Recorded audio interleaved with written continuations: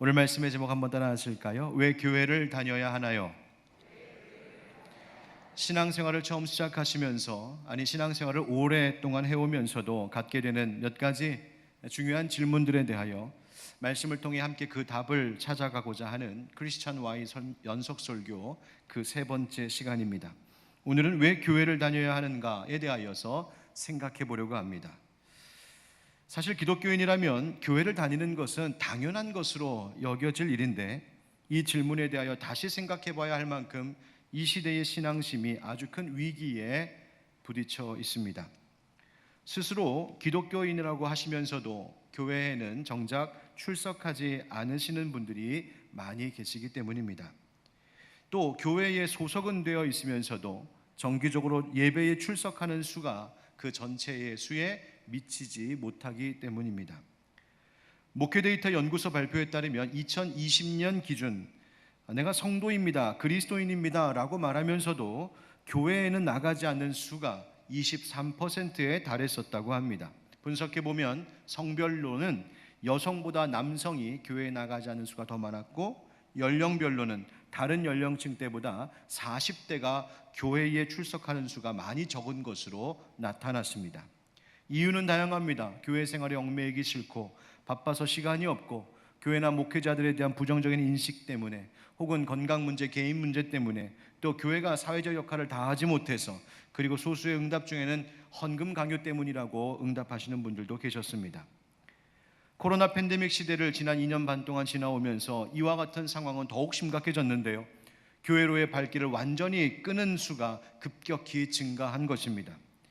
얼마 전 한 신문을 통해 보도된 기독교계 여론조사 기관의 설문조사 결과에 따르면 한 달에 4번 이상 대면 예배에 출석한다는 교인이 팬데믹 이전에는 34%였다가, 여러분 한 달에 주일이 보통 몇 번입니까? 4번, 많아야 5번인데 4번 이상 대면 예배 출석하는 교인이 팬데믹 이전에도 34%였다? 사실 매우 심각한 현실입니다. 그런데 그마저도 최근에 팬데믹 이후로는 26%로 줄어들었다고 합니다. 반면 한 번에서 3번 출석한다는 교인들은 30%에서 31%로, 한 번 미만으로 출석한다는 교인들은 36%에서 43%로 증가했습니다. 지난 3월에 실시했던 또 다른 조사 결과를 보면 교회들이 거의 대부분 대면 예배를 재개했음에도 불구하고 대면 예배에 출석하는 교인, 매주는 아니라도 한 달에 한 번이라도 대면 예배에 출석하는 교인이 3명 중 2명, 3분의 2에 불과했다는 겁니다. 대면 예배에 출석하는 비율이 팬데믹 이전과 비교하여 74%에 불과하다는 조사 결과가 발표되었습니다. 여러분, 이와 같은 현상은 우리 한국교회뿐만이 아니라 미국과 유럽에서는 더 이미 심각하게 벌어지고 있는 현상입니다. 이런 상황 속에서 우리는 또다시 이 기본적인 질문을 꺼내 묻게 되었습니다. 우리는 왜 교회를 다녀야 할까? 교회를 다닌다는 것의 의미가 무엇입니까? 그저 내가 혼자 하나님 믿고 성경 읽고 기도도 하고 또 개인적으로 예배도 혼자라도 드리고 착하게 살면 되는 거지, 꼭 그렇게 교회에 소속이 되어서 교회를 다녀야 하는 겁니까? 먼저 교회에 나오지 않아도 신앙생활 얼마든지 할 수 있지 않겠느냐고 물으시는 분들에게 저는 다시 되묻고 싶습니다. 정말 성경적으로, 또 신앙의 양심에 있어서, 또 신학적으로 교회에 안 다녀도 신앙생활하는 데 전혀 문제가 될 것이 없다라고 하는 어떤 근거와 확신을 가지고 지금 그렇게 생각하고 계신 것인지, 아니면 내가 기독교인이기는 하지만 교회는 싫고 교회는 다니기는 싫고 하는 지극히 주관적이고 개인적인 이유, 혹시 우리의 개인적인 핑계와 변명을 합리화하려는 것은 아닌지 물어보고 싶습니다. 물론 교회라는 공동체 안에 우리가 속해 있고 또 교회를 다니다 보면 뜻하지 않는 고민들을 떠안게 될 때가 종종 있습니다. 앞서 언급했던 다양한 이유들이 아마 그 중에 하나라고 생각이 듭니다. 그러나 그런 여러 이유들과 여러 고민들, 교회를 다니면서 겪게 되는 불편함과 고민들에도 불구하고 홀로 신앙생활하는 그 자리에서 나와 용기 내어 담대히 교회를 나오고 교회에 다녀야 하는 이유가 무엇일까요? 오늘 말씀을 요약하여 한마디로 결론적으로 말씀드리면 이렇게 말씀드릴 수 있습니다. 그리스도인들에게 교회는 다니는 곳이 아니기 때문입니다. 그리스도인들에게 교회란 온 몸과 마음으로 드리는 그리스도인의 신앙 고백 그 자체이기 때문입니다. 즉 교회 공동체 안에 속하여서 그 안에서 형제자매들과 함께 신앙생활하는 그 모습은 기독교 신앙에 있어서 해도 그만 안 해도 그만인 옵션이 아니라 신앙생활 자체요, 그 공동체를 이루는, 함께 연합하여 공동체를 이루는 그 모습이 기독교 신앙의 매우 중요한 본질 가운데 한 요소이기 때문입니다. 왜 그럴까요? 오늘 성경 본문 속에서 함께 찾으려고 합니다. 여러분, 오늘 말씀 들으시면서 우리가 그리스도인으로서 신앙생활한다는 게 뭘까? 내가 교회가 과연 나의 신앙생활에 어떤 의미인가 깨닫고 교회를 다니는 것만이 아니라 교회를 더 사랑하고 교회와 하나 되고 더욱더 아름다운 교회를 세워가는 일에 우리 함께 연합하는 우리 모두가 되기를 우리 주 예수 그리스도의 이름으로 축원드립니다. 오늘 본문은 에베소 교회 성도들, 에베소 성도들에게 사도 바울이 쓴 편지 가운데 그들을 위하여 드린 기도의 내용입니다.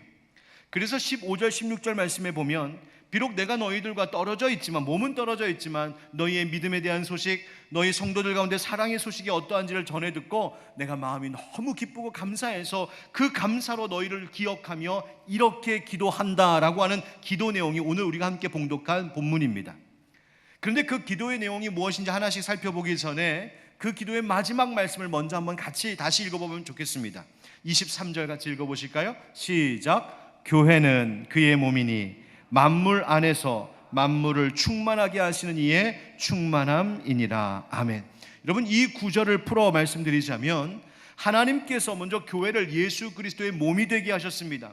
이것의 의미는 조금 후에 다시 다루도록 하고, 하나님께서 이제 이 세상, 또 이 세상 가운데 있는 주의 성도들을 온전하게 하시는 일, 완성시켜 가시는 일, 즉 충만하게 하는 일을 행하시려고 하시는데, 그 일을 무엇을, 어디를 통하여 그 일을 이루시느냐? 교회라고 하는 공동체를 통하여서 하나님께서 이 땅에 하나님의 충만함을 나타내신다는 말입니다. 즉 바울의 이 기도 내용은 전체가 하나님께서 교회를 통하여 어떤 일을 이루시는지에 대해서 우리로 하여금 깨닫게 하고, 결국 그것이 바로 우리가 왜 교회를 다녀야 하는지, 우리가 왜 교회에 속해 있어야 되는지, 왜 우리가 함께 모여 신앙생활해야 하고 함께 예배하고 함께 동역해야 되는지를 알게 하는 내용입니다. 왜 교회 다녀야 될까요? 첫 번째 따라 하시겠습니다. 인생의 의미를 찾기 때문입니다. 여러분, 어느 조사기관에서 교회 새신자들을 대상으로 이런 조사했답니다. 교회 출석을 결정할 때 혹시 망설임이 있으셨습니까? 망설임이 있으셨다면 그 요인이 무엇이었습니까? 물었더니 그 응답 중에 첫 번째가 정기적으로 주일 예배 드리는 것이 부담스러워서요. 두 번째는 교회와 기독교의 이 부정적인 이미지 때문입니다. 또 하나님, 예수님의 존재가 의심스럽습니다. 또 교회 다니기 시작하면 평소 좋아하던 것 못하게 될까 봐 그렇습니다. 교회 다니기 시작하면 요즘에 이단 사이비들도 많은데 괜히 종교에 깊이 빠져들까 봐 두려워서 그렇습니다. 뿐만 아니라 헌금 문제 때문에, 또 성경이 너무 비과학적이어서, 혹은 가족들의 반대, 제사 문제 등 때문에 교회에 정식으로 등록하고 출석하는 것을 매우 꺼려했었다라고 말합니다. 그런데 다시 또 두 번째 물었습니다. 그러면서도 그렇게 망설이는 이유가 있음에도 불구하고 왜 교회를 출석하려고 결정하셨습니까? 여러분이 교회에 출석하는 목적이 무엇입니까? 라고 물었더니 그 첫 번째 응답이 무엇이었냐면, 그래도 내가 인생의 의미를 알고 싶어서 그렇습니다 라고 대답했습니다. 또 건강과 가족, 직장 문제와 같은 현실적인 문제를 해결받고 싶어서 교회 다닙니다. 주위 사람들이 권유해서 다닙니다. 친밀한 인간관계 맺고 싶어서입니다. 아니 그냥 호기심으로 한번 다녀보고 있습니다. 또 그 중에 어떤 분들은 사업상 인맥을 쌓기 위해서 그렇다고 대답하신 분도 계십니다. 그런데 이 여러 대답 중에 가장 많은 응답을 한 인생의 의미를 알고 싶어서, 이 대답이 제 눈에 들어왔습니다. 어떤 분들이 이것에 응답했는가 그 분석한 자료를 보니까 특별히 여성분들, 그 중에서도 젊은 세대보다는 이젠 중년의 주부들이 이 대답을 가장 많이 했노라고 결과가 분석되었습니다. 인생의 의미를 알고 싶어서. 그럼 무슨 말입니까? 열심히 살아왔습니다. 남편 내조하고 자식 뒷바라지하면서 인생의 많은 일들을 겪으면서 살아왔습니다. 이제 많은 일들을 지나오면서 중년의 나이가 되어서 돌아보니 도대체 내 인생의 의미가 뭔지 할 수 없더라는 겁니다. 내가 왜 살고 있을까? 내가 뭘 그렇게 위하여 열심히 살아왔을까? 내가 다 이 생에서 남편만 보이고 자식들만 남고 나의 꿈과 나의 인생은 어디 간 것일까? 내 인생의 의미와 목적이 뭘까? 그 답을 찾지 못한 채 지금까지 왔음을 뒤늦게서야 느끼기 시작했다는 말입니다. 그러니 인생이 허무해지고 공허해지고 상실감에 시달리고 말이죠. 혹시 여러분 중에 그런 분 없으십니까? 여러분은 인생의 의미와 목적을 찾으셨습니까? 이제 교회는, 그리고 그리스도인들은 이 질문에 답해야 됩니다. 교회는 그것을 찾을 수 있냐고, 교회는 내 인생의 의미와 내 인생의 목적이 무엇인지를 말해줄 수 있냐고 하는 사람들의 질문에 교회는 답할 수 있어야 됩니다. 저는 자신 있게 답합니다. 예, 답해드릴 수 있습니다. 교회는 당신의 인생의 의미가 무엇인지, 당신 인생의 목적이 무엇인지 말해줄 수 있습니다. 어떻게 말입니까? 오늘 본문 17절부터 19절의 말씀을 보면 이렇습니다. 우리 주 예수 그리스도의 하나님 영광의 아버지께서 지혜와 계시의 영을 너희에게 주사 하나님을 알게 하시고 너희 마음의 눈을 밝히사 그의 부르심의 소망이 무엇이며 성도 안에서 그 기업의 영광의 풍성함이 무엇이며 그의 힘의 위력으로 역사하심을 따라 믿는 우리에게 베푸신 능력의 지극히 크심이 어떠한 것을 너희로 알게 하시기를 구하노라. 아멘. 이 세 절의 말씀 중에 저는 18절 한 구절에 좀 주목하려고 합니다.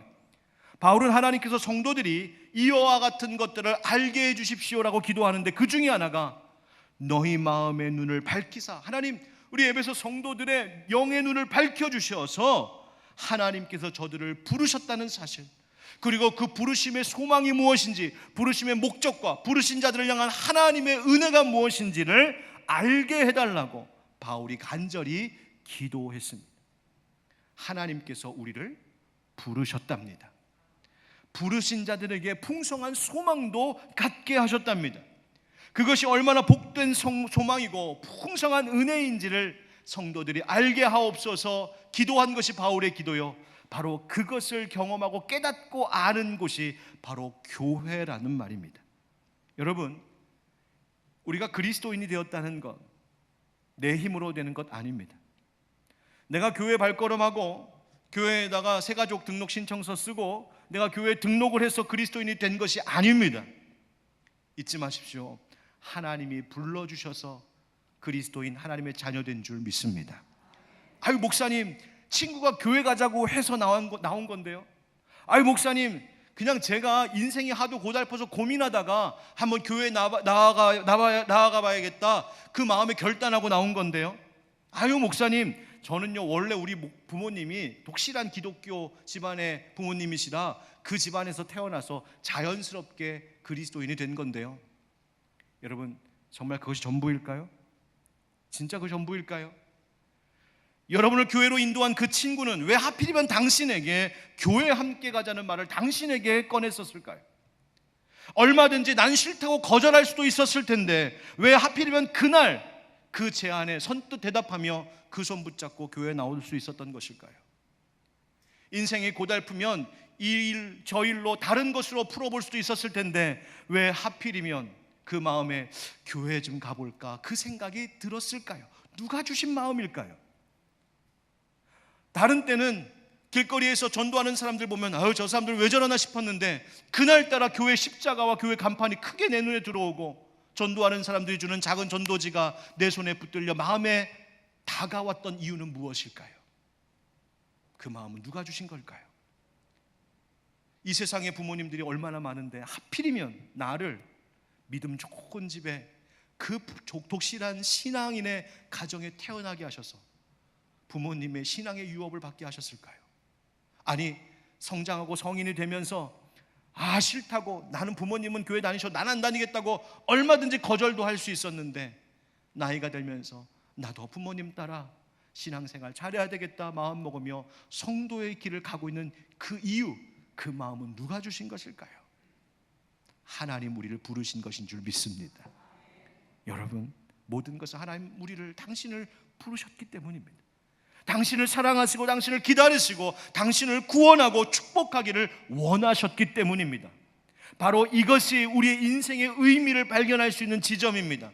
그리고 그것을 함께 기뻐하고 나누고 축하하고 확인시켜주는 곳이 바로 교회라고 하는 공동체입니다. 여러분, 우리는 의미 없이 우연히 어쩌다 태어난 존재가 아닙니다.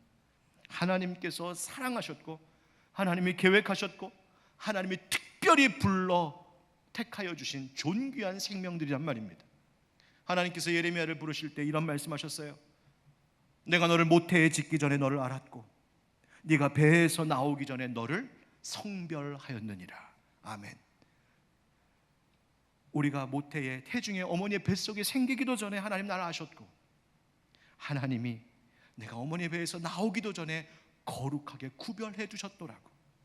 예레미야에게 하신 그 말씀, 오늘 예배하는 우리들 가운데도 주시는 말씀인 줄 믿습니다. 여러분, 교회 안에서 우리는 하나님의 이 놀라운 계획과 행하심을 깨닫게 되는 것이지요. 여러분, 교회에 나와서 예배하는 것 누구 덕분입니까? 하나님 때문입니다.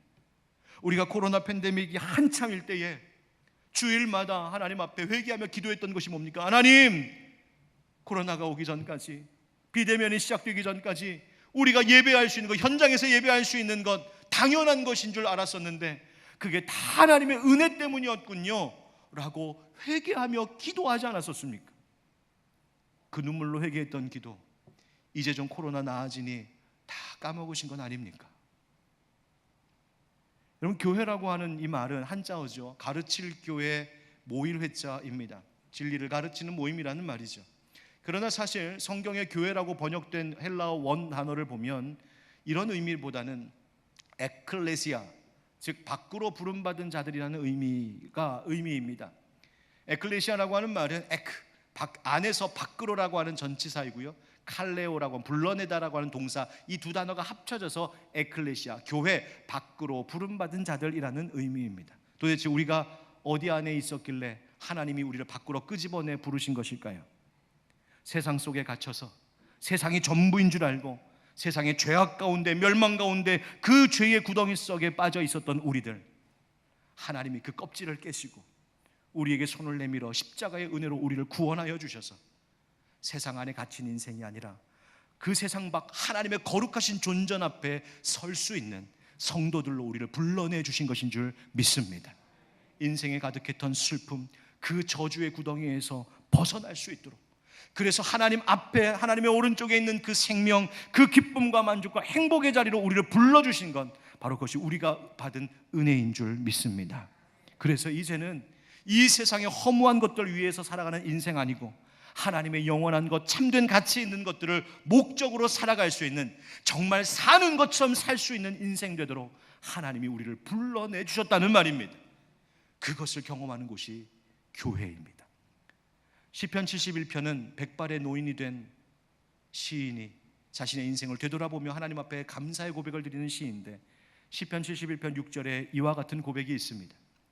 내가 모태에서부터 주를 의지하였으며 나의 어머니의 배에서부터 주께서 나를 택하셨사오니 나는 항상 주를 찬송하리이다. 아멘.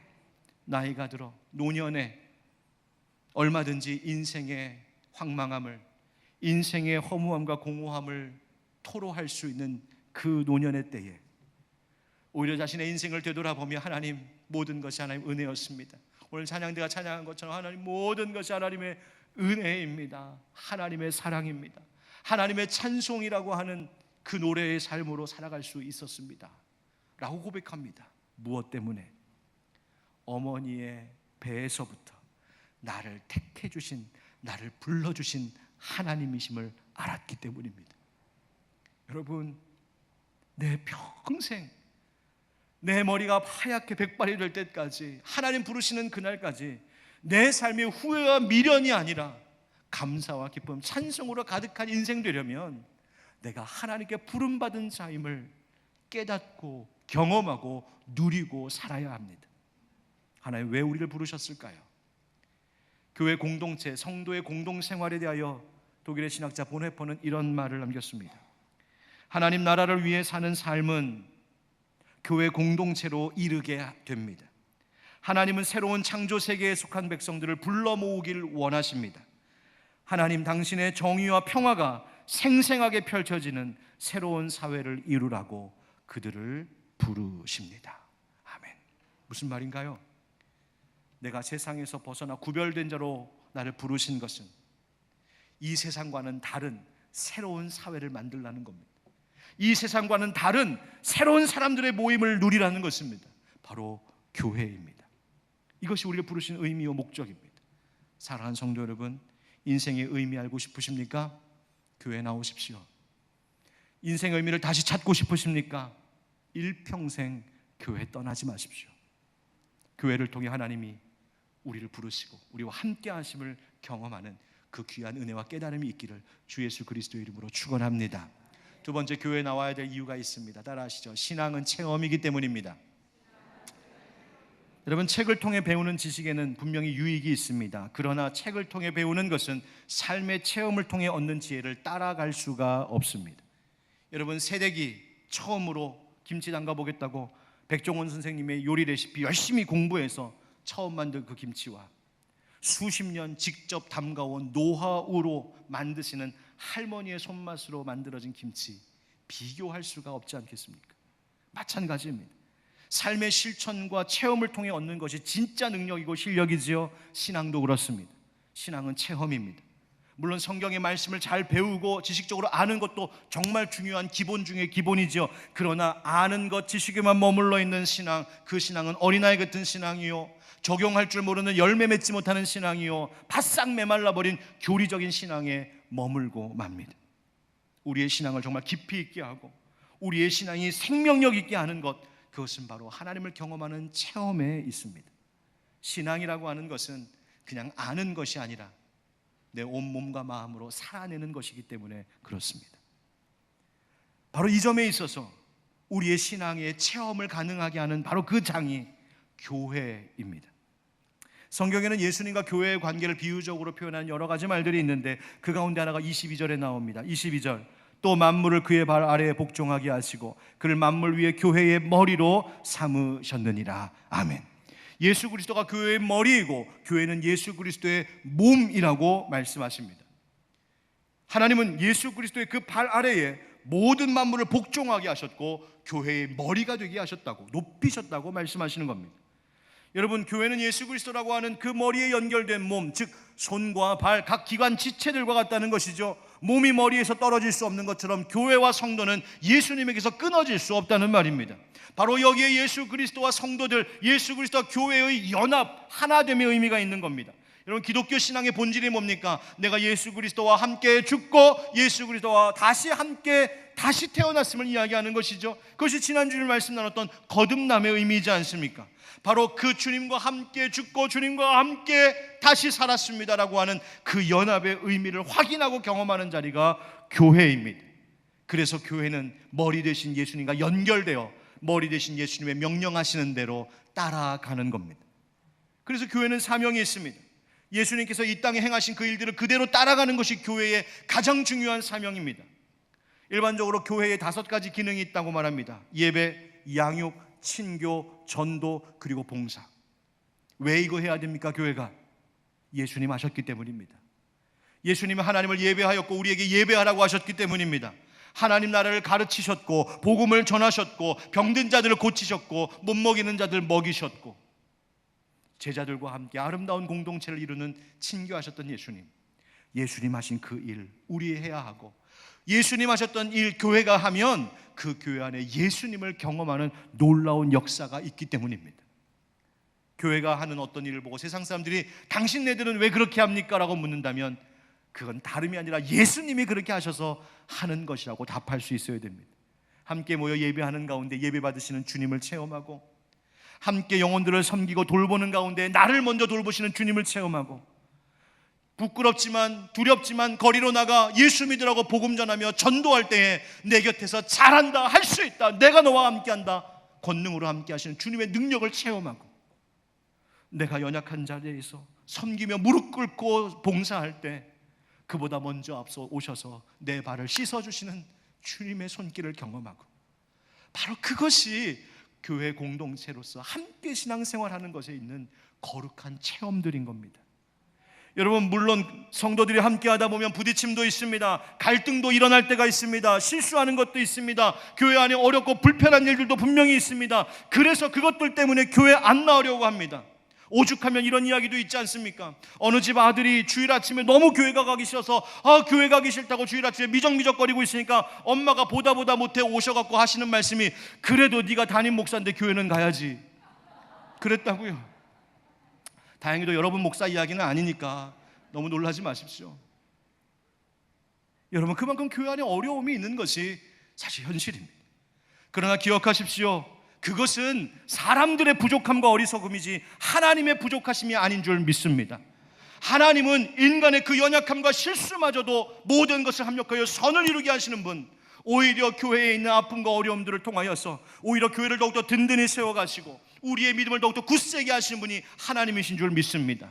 여러분, 어린 신앙, 미숙한 신앙은 교회 안에서 일어나는 문제들을 보면 내가 저래서 교회가 싫어, 내가 이래서 교회 안 나온다고 했던 거야 라며 탓하고 원망하지만, 성숙한 신앙인들은 오히려 교회의 어려운 일들을 볼 때마다 하나님께서 이 일을 통하여 이 교회를 더욱 든든히 세우려 하시는구나, 오히려 이 일들을 통하여 나의 믿음을 더욱더 굳세게 하시려는구나, 오히려 감사할 일이구나 찬송하고 노래하는 것이 성숙한 신앙인들입니다. 사랑하는 성도 여러분, 신앙은 체험입니다. 인생의 유익한 체험, 편하고 좋은 것만 있는 것이 아니라 때로는 거칠고 벅차고 힘겨운 일들도 있지만 그 인생의 어려운 체험들을 통하여 우리의 삶의 깊이가 더욱더 깊어져 가는 것과 같이 신앙도 때로는 교회 안에서 부딪히고 어려움들이 있지만 예수님의 몸된 교회, 예수님이 책임지시는 줄 알고 믿음으로 나아가면 그 어려운 일들을 통하여 오히려 내 믿음을 더욱더 굳세게 해주실 줄 믿습니다. 야고보서 2장 26절에 영혼 없는 몸이 죽은 것 같이 행함이 없는 믿음은 죽은 것이라 말씀하셨죠. 여러분, 살아있는 믿음 갖기를 원하십니까?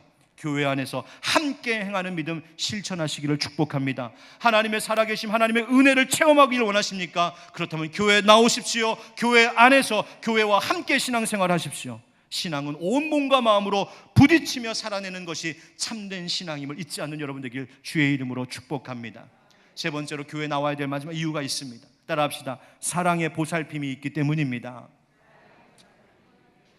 한 시인의 식구 가운데 이런 구절이 있습니다. 사람이 새와 함께 사는 법은 새를 새장에 가두는 것이 아니라 마당에 풀과 나무를 가꾸는 것입니다. 공감이 가죠? 새 잡아다가 새장에 집어넣어 놓는 것이 아니라 그저 나의 너른 마당 앞에 풀과 나무 잘 가꾸면 그거 보고 새들이 날라와 모인다고요. 필요한 것 있으면 자연이 모이는 것입니다. 추운 겨울밤에 모닥불 피워놓으면 추위에 떨던 주변 사람들이 굳이 오라고 말하지 않아도 하나둘 모이는 것과 같이 꿀이 맺힌 꽃이 활짝 피면 굳이 불러들이지 않아도 벌과 나비들이 모여드는 것과 같이 여러분, 이 시대에도 사랑이 있는 곳에 사람이 모입니다.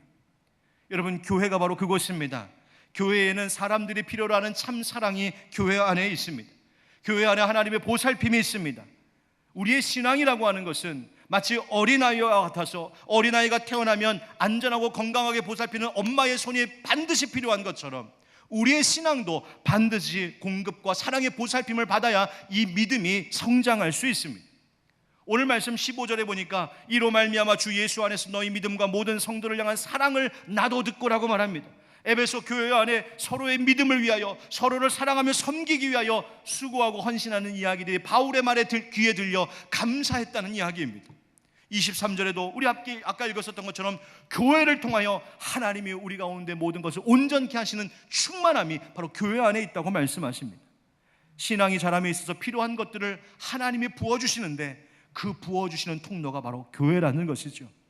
에베소서 5장에 보니까 예수님께서 우리를, 교회를 양육하며 보호하기를 마치 우리가 자기 육체를 미워하지 않는 것처럼 보호한다고 말씀하십니다. 무슨 말입니까? 여러분, 우리가 얼마나 내 몸을 아낍니까? 여러분 좋은 약이라면 죄다 드시는 분들 계시죠? 몸 아끼시는 분들 계시죠? 그럴 수 있습니다. 그런데 내가 내 몸을 소중히 아끼고 잘 돌보는 것처럼, 아니 그 이상으로 우리의 머리 되신 예수님께서 교회를 통하여 우리를 돌보신다는 말입니다. 여러분, 교회 안에 있으므로 사랑 공급받을 수 있습니다. 교회 안에 함께 있을 때에 그 사랑으로 우리의 신앙이 식지도 않고 신앙을 잃어버리지 않을 수 있는 겁니다. 참사랑의 보살핌. 여러분, 혹시 여러분 가운데에 목사님 교회 왔는데도 그 사랑 느끼지 못하겠어요 하시는 분 계십니까? 만약 그렇다면 이 목사와 교회가 함께 회개해야 될 일입니다. 맡은 자들이 더 열심히 섬기고 더 사랑하겠습니다. 그런데 여러분, 교회에 오셔서 사랑만 받으려고 하시면 이 교회 안에는 사랑이 바닥나고 맙니다. 사랑 다 집어가면 여러분 오시거든 사랑 놓고 가십시오. 사랑 주고 가십시오. 그러면 누구든지 와서 공중에 나는 새들이 그 나뭇가지에 깃드는 것처럼 누구든지 와서 그 사랑 필요한 자들이 받아갈 수 있지 않겠습니까? 사도 바울이 에베소 교회를 떠날 때 장로들에게 부탁한 말이 있습니다. 여러분은 자기를 위하여 또는 온 양떼를 위하여 삼가하십시오. 성령이 그들 가운데 여러분을 감독자로 삼고 하나님이 자기 피로 사신 교회를 보살피게 하셨습니다. 맡은 자들은, 성도들은 교회를 통하여 하나님이 성도들, 영혼들을 보살피라고 하신 그 직분, 사명이 있음을 잊지 말아야 됩니다. 여러분, 말씀 준비하면서 이 찬양의 가사가 은혜가 되었습니다. 제가 가사를 그냥 읽어드리겠습니다. 사람이 넘치기보다 사랑이 넘치는 교회, 섬김을 원하기보다 섬김의 기쁨을 알아가는 교회, 세상이 주목하기보다 주님이 주목하는 교회, 화려한 겉모습보다 중심이 주를 향한 교회, 내 작은 생각보다도 하나됨의 소중함을 아는 교회, 세상에 알려지기보다 서로가 서로를 깊이 아는 교회, 주님이 피로 사신 아름다운 교회, 서로를 사랑함으로 하나 되는 교회, 주님이 머리 되신 거룩한 교회, 우리 함께 만들어가요. 아멘. 여러분, 우리 하늘빛 광성교회를 위해 기도하시려거든 이 가사와 같이 그런 교회 되게 해달라고 기도해 주시기 바랍니다. 여러분, 교회 들여다보면 아직 부족함 많습니다. 그러나 절대로 우리를 부르신 하나님 아버지 것이 부족하신 것이 아니라 하나님은 충만하심을 믿으시기 바랍니다. 교회를 보면 사랑과 섬김이 아직 모자란 곳이 있습니다. 그러나 교회의 머리 되신 주님은 지금도 여전히 교회를 통하여 우리를 살피고 공급하십니다.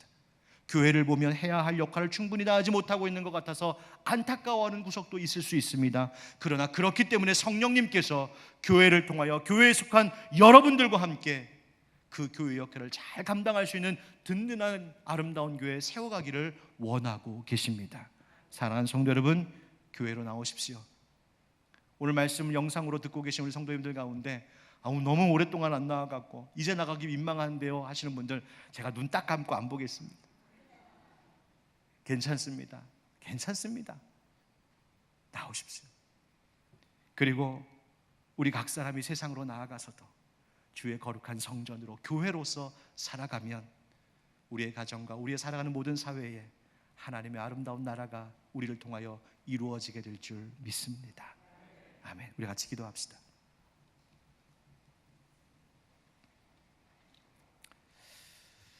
오늘 말씀을 통하여서 하나님은 우리에게 교회를 주신 그 이유를 다시 한번 상기하게 하셨습니다. 교회를 통하여 하나님 우리를 부르고 계십니다. 인생의 의미와 목적이 무엇인지를 알고 그대로 살게 하시는 곳이 교회입니다. 교회를 통하여서 하나님의 살아계심을 체험하게 하십니다. 교회를 통하여 우리에게 필요한 사랑의 보살핌을 공급하십니다. 주님, 우리 하늘빛 광성교회가 그런 교회 되게 하시고 우리가 그런 교회 함께 세워가게 하여 주시옵소서. 그리고 잃어버린 영혼들 이제 다시 주께로 돌아올 수 있도록 성령님 도전하시고 역사하여 주옵소서. 우리 함께 간절히 주님 한번 부르며 기도하겠습니다. 주여, 아버지 하나님 감사합니다. 오늘 이 거룩한 주의 하나님 앞에 나와 예배하게 하시고 교회가 무엇이고 우리에게 교회를 주신 이유가 무엇인지를 깨닫게 하시니 감사합니다. 하나님 은혜 주셔서 우리를 깨우쳐 주셔서 주의 말씀대로 살아가고 순종하고 하나님을 체험할 수 있는 바로 이 교회를 더욱더 사랑하게 하여 주시옵소서. 하나님, 우리 하늘빛 광성교회의 예수 보혈로 성령의 기름으로 부어주셔서 우리의 연약한 허물들 덮어주시고 우리의 부족한 거 하나님의 충만함으로 채워주시고 하나님 이 시대에 필요한 아름다운 교회의 모습, 정말 건강한 교회, 누구든지 와서 영적 쉼을 얻고 정말 건강한 신앙생활을 할 수 있는 행복한 교회 이루게 하여 주시옵소서. 오 하나님, 여러분 인자들 다시 돌아올 수 있도록 하나님 은혜 내려 주옵소서. 예수님 이렇게 기도합니다. 사랑의 하나님, 교회를 통하여 우리를 부르시고 인생의 목적을 바르게 깨닫고 그것을 이루며 살아가게 하시는 주님의 사랑에 감사합니다. 주님, 교회를 통하여 주의 살아계심을 우리가 날마다 체험하게 하시고 교회를 통하여서 우리의 영혼이 잘 자랄 수 있도록 사랑의 공급 풍성히 받도록 은혜 내려 주옵소서. 우리 하늘빛 광성교회가 그런 교회 되게 하실 줄 믿습니다. 이미 주님께서 이 교회 위에 그와 같은 역사를 이루고 계시는 줄 믿습니다.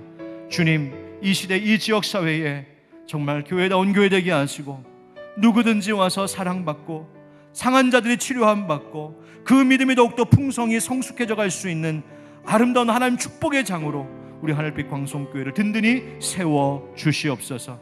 주님, 방황하고 있는, 영적으로 방황하고 있는 성도들 다시 주께로 돌아오게 하여 주시고 우리의 마음 가운데 교회를 더 사랑하는 뜨거운 마음 주시고 함께 또한 세상으로 나아가서도 주의 교회된 자로서 빛과 소금의 역할을 잘 감당할 수 있도록 성령님 함께하여 주시옵소서.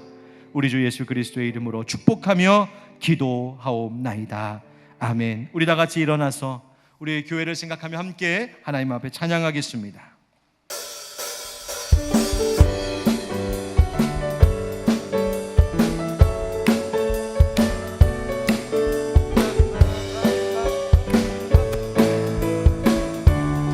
지금 우리가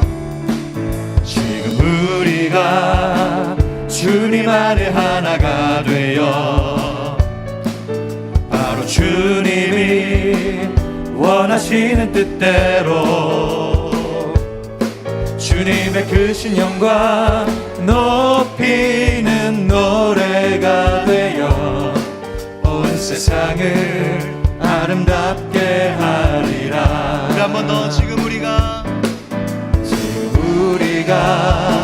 주님 안에 하나가 되어 바로 주님이 원하시는 뜻대로 주님의 크신 영광 높이는 노래가 되어 온 세상을 아름답게 하리라. 우리 모두가 주를 노래하는 아름다운 소리로 하나가 되어 바로 이곳을 더욱 아름답게 하리. 우리 모두가